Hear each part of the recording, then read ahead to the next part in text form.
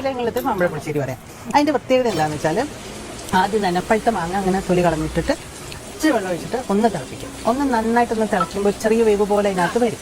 അതിനകത്തേക്ക് നല്ലപോലെ ശർക്കരപ്പാനി അങ്ങോട്ട് ഒഴിക്കും. ശർക്കരപ്പാനിയും ഈ മാങ്ങയും കൂടി ഇങ്ങനെ വഴണ്ട പോലെ ഇങ്ങനെ വഴറ്റി ഇങ്ങനെ എടുക്കണം. എന്നിട്ട് അതിൽ കുറച്ച് നെയ്യ് ഒഴിക്കണം. അപ്പോൾ ആ നെയ്യിൻ്റെ മണം അതിലോട്ട് അങ്ങോട്ട് പിടിക്കും, ഈ മാങ്ങയിലോട്ട്. എന്നിട്ട് അതിലേക്ക് വേണം നമ്മൾ കുറച്ച് തേങ്ങ, ഒരു പിടി തേങ്ങ, കുറച്ച് തൈര്, കുറച്ച് മഞ്ഞൾപ്പൊടി, കുറച്ച് മുളക് പൊടി, ഇത്രയും മാത്രം. ചുമ്മാ ഉള്ളി ഇഞ്ചി ഒന്നും കൊണ്ടിടരുത്. ഇത്രയേ ഉള്ളൂ, കഴിഞ്ഞ കോമ്പിനേഷൻ. ഇത് നന്നായിട്ട് അരയ്ക്കുക. ഈ മാമ്പഴത്തിൻ്റെ ഈ കുറുക്കി വെച്ചില്ല അതിനകത്തോട്ട് ഒഴിക്കുക. എന്നിട്ട് പ്രത്യേകം ശ്രദ്ധിക്കേണ്ടത് കടുക്, മുളക്, ഉലുവ നെയ്യിൽ തന്നെ വറക്കണം. പാത്രത്തിൽ ഇങ്ങനെ കുറുകിയ പോലെ, എന്നിട്ട് കട്ടിക്ക് അങ്ങനെ പുഴുക്ക് പോലെ ആക്കരുത്, ഇത്തിരി ദിവസമായിട്ട്. അതാണ് ശരിയായിട്ടുള്ള മാമ്പഴ പുളിശ്ശേരി.